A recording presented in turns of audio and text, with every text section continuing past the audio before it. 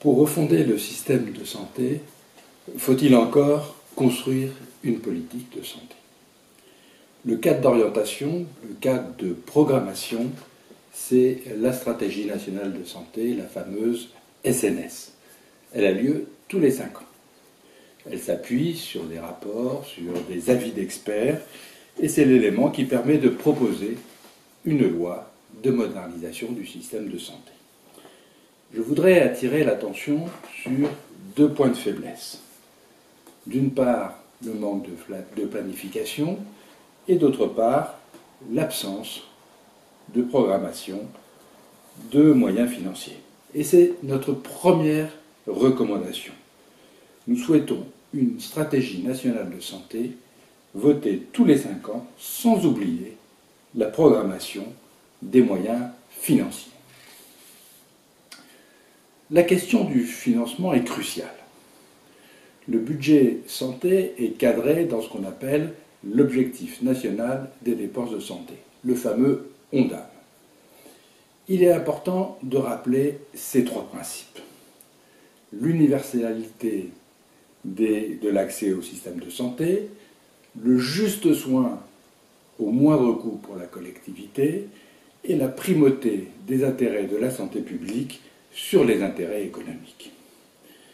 Et nous souhaitons, et ce sera notre 2e recommandation pour l'ONDAM, que l'on puisse distinguer au sein même de l'ONDAM la part des rémunérations, que ce soit des salaires ou des honoraires, donc pour les salariés ou pour les libéraux, afin de pouvoir apprécier les salaires, mais aussi surtout la part qui est consacrée aux soins. De même, il nous faut individualiser la prévention, car nous souhaitons qu'on puisse d'une année sur l'autre apprécier les efforts faits en la matière. Par ailleurs, nous pensons qu'il faut aussi maîtriser les coûts et nous proposons 2 sources d'économies et des sources de recettes. Des économies peuvent être faites.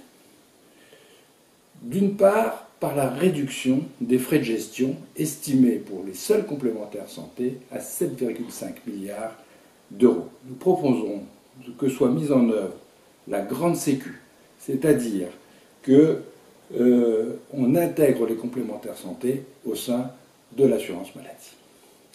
À défaut, nous pourrions nous inspirer du régime d'Alsace-Moselle, dont je rappelle qu'il est à l'équilibre.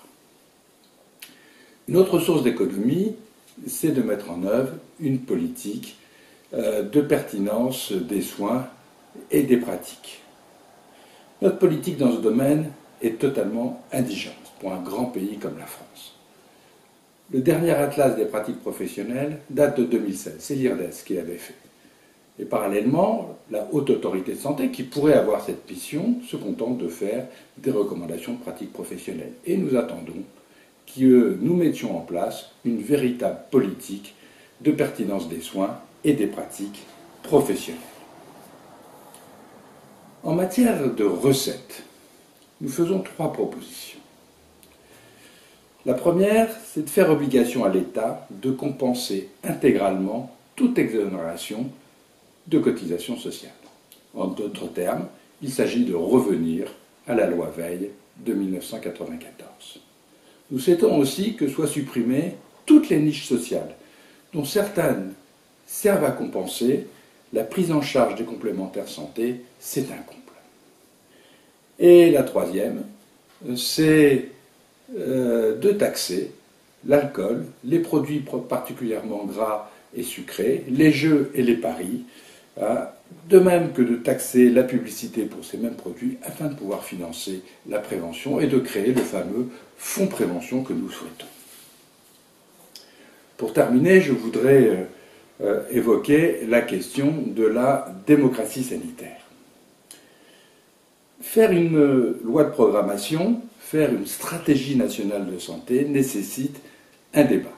Et elle nécessite d'associer les patients, les malades et les usagers du système de santé à la définition même de cette politique de santé. Et il est aujourd'hui souhaitable de gravir une nouvelle marche.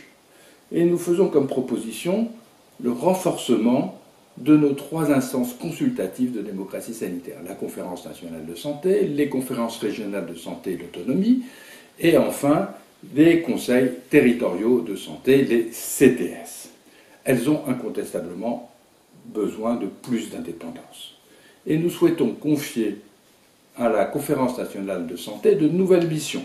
Mission d'analyse de l'ONDAM, donc une partie d'économie de la santé, une fonction d'animation des conférences régionales de santé et de l'autonomie afin de pouvoir faire remonter du terrain un certain nombre de constats et de besoins, et enfin une fonction d'observation des lobbies en matière de démocratie en santé. Le second point très important pour l'amélioration de la démocratie sanitaire est la professionnalisation des associations agréées en santé. Il convient absolument d'améliorer le statut de leurs représentants et d'organiser la représentation des usagers dans les soins de ville qui n'est toujours pas en place. On a uniquement des représentants d'usagers dans le système hospitalier. Le chantier est vaste. Il convient aujourd'hui d'être à la hauteur des nouveaux défis démographiques, de prise en charge des maladies chroniques, de la révolution du numérique. Il faut préserver notre système de santé qui, je le rappelle, il y a 20 ans, était un des meilleurs systèmes de santé du monde. Il faut agir et le refonder car aujourd'hui, il est en pleine crise.